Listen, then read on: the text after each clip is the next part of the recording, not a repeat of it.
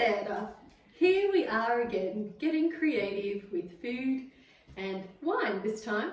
Tonight we are going to show you how to make arancini, which is a favourite dish that has been passed down to us from my nonna and also to my mum and to us, and of course to my wonderful chef brother-in-law from Il Forno restaurant, Nazareno Cugliari. Buonasera, so making the base, so the risotto.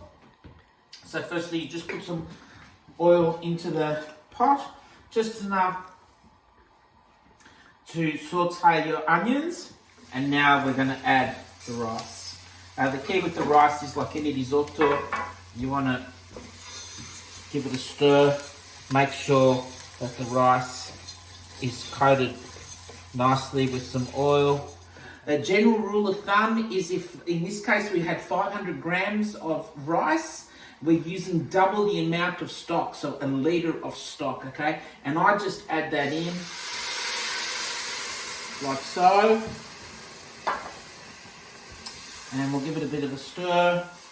Let it come to the boil. Once it comes to the boil, then you turn it down to a simmer, and the rice will absorb the stock.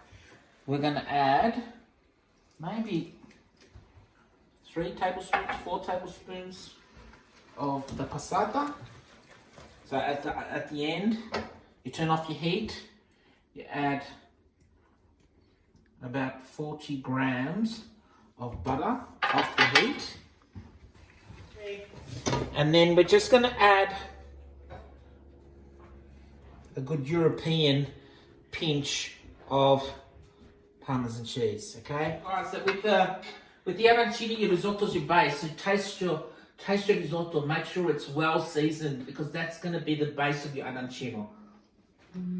So once you've made the risotto base, put it in a tray. I put some greaseproof paper down the bottom and spread it out. Make sure it cools down. Okay? So the arancini risotto mix has now cooled in the fridge, and that's ready to go, and we're up to the point where we're going to start making the actual arancini start. And of course I have my expert chef Nazareno here.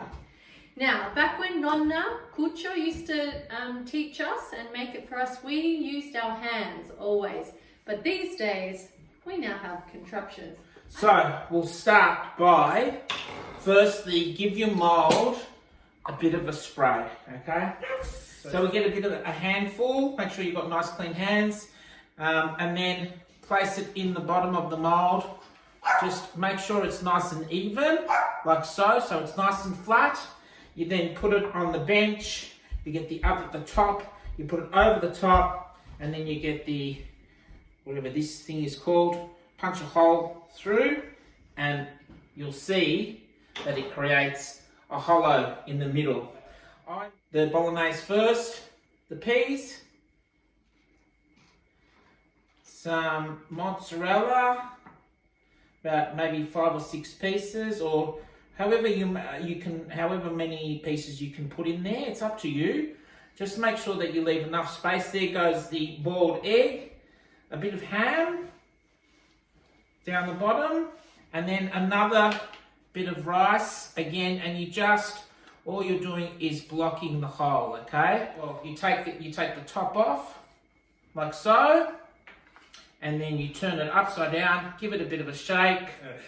It comes out like so, okay? Wow. So that is your arancino. Now, once you do this, you need to put it in the fridge to set.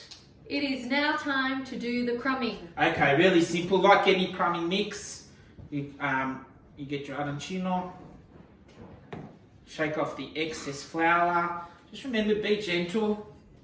Into the egg wash. Again, be as gentle as you can. Make sure that the arancino is nicely coated with the egg wash. Into your breadcrumbs, being gentle with it. Nicely coated.